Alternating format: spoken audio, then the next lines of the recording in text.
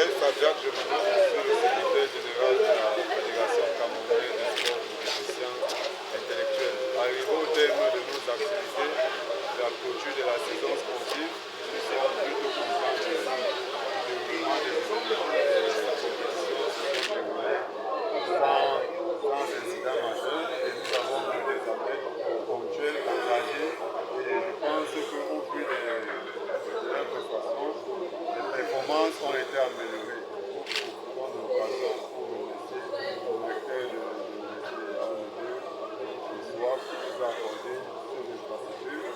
Nous remercions aussi pour la presse pour votre participation à cet événement.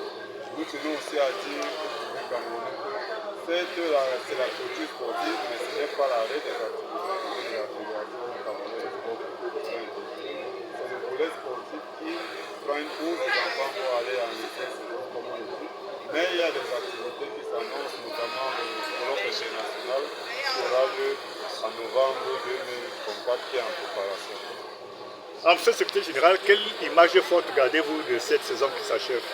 L'image forte, je vais garder deux images fortes. Nous avons eu à organiser deux compétitions internationales majeures, notamment le meeting international d'athlétisme en mars 2024 au niveau de l'Inde. Et tout récemment encore, les premiers Jeux de la Confédération internationale sport a été vu à Montpellier. Je pense que la prestation de nos athlètes a été plutôt réjouissante. Certains se sont même approchés des Jeux paralympiques. Et au vu des souvenirs qui me reviennent, la participation des délégations africaines à ces compétitions m'ont montré qu'il y a de l'espoir, il y a une marge de progression, il y a du travail à faire et il y a un réel potentiel à exploiter au niveau de nos compétitions. Monsieur le secrétaire général, on sait que encadrer les sportifs déficients intellectuels n'est pas du tout facile. Comment est-ce que vous, votre équipe technique et vous, réussissez à le faire avec autant de bonheur? Bon, on va d'abord dire que rien n'est facile, même encadrer les personnes valides. Je vais vous révéler une chose. Pour moi, il me paraît plus difficile d'encadrer les personnes valides actuellement que d'encadrer les personnes déficientes intellectuelles. C'est un problème de méthode, c'est un problème de formation. Lorsqu'on est formé et on a une bonne méthode, la satisfaction à la fin, c'est là que l'enfant peut.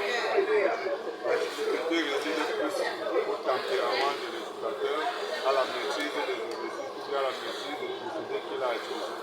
Si vous êtes patient avec la répétition, il faut noter que tout est difficile à apprendre. Ils apprennent certes lentement pour que les personnes entre guillemets valides, mais ils finissent par apprendre. Donc pour moi, je pense que c'est le cas pour tous les entraîneurs.